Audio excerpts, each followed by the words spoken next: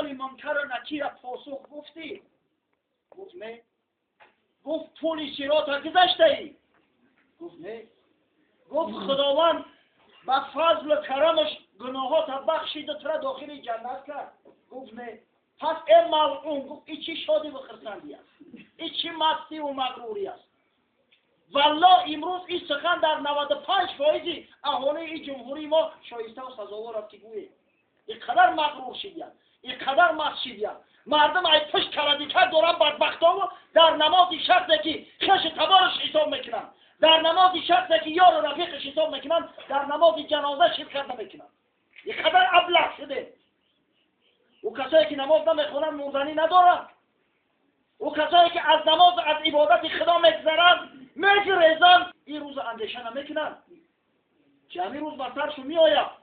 همین جوانمرد بیمار نبود، سالم بود، مرد به صحتی و بیماری کار نداره، پیر و مسافر نبود، میانه عمر بود، مرد به سین و سال تو کار نداره. اجل مقدر است از جانب پروردگار. او که اجل آمد نمیگه که تو جوانی، نمیگه تو سالمی، حبس میکنه و میگیره. وای به حالت روز سیاه میشوه او حالت ده که در نزد خدا و در نزد پیغمبر تو هیچ یک حجتی نداری. خاصتا نماز ای مسلمانان، این اول ما یحاسب به العبد یوم القیامت من عمله صلاته. بعد رسته که اول چیزی که فرد روز قیامت از بنده سوال میکنن نمازش است. نماز وقتی که جرأتی در نماز جنازه خیش تبار خدا، یار و رفیق خدا، همسایت ایستاده نداشته باشی، آخی خاک در سرت که تو سوالی او 5 نمازه، تو سوال و جوابی او نمازهایی را که هر کدامش حدی اقل 4 سجده داره، چه در پیش خدا جواب میده. شیطانی که برای یک سجده ملعون شد، برای سه درس عبرت نه. یک سجده نزد انسان از ترک کرد ملعون شد. او تو بدبخت در یک شبانه روز زیاده ای 30 سجده پیش خدا را ترک میکنی. چی نبوده پیش خدا؟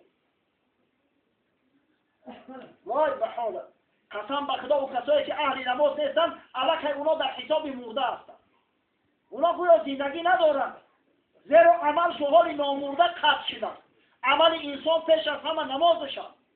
اما اون شخصی که در طول حیات نماز را ترک نمیکرد بعد مردنش هم زنده است. اون شخصی که عبادت خدا را میکرد بعد مردنش هم زنده است. الناس صنفان الموت في حياتهما و آخرون ببطن الارض احیا. مردم دو طایفه هستند.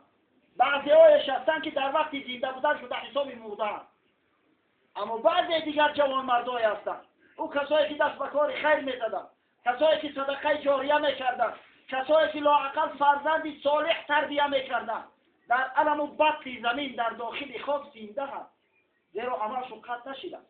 اجر ثواب عمل نیکشون نگیرن. اینا برادر آوردنش، هزار امید و آرزو در دلش داشت. یه هم نقشه مردن نداشت.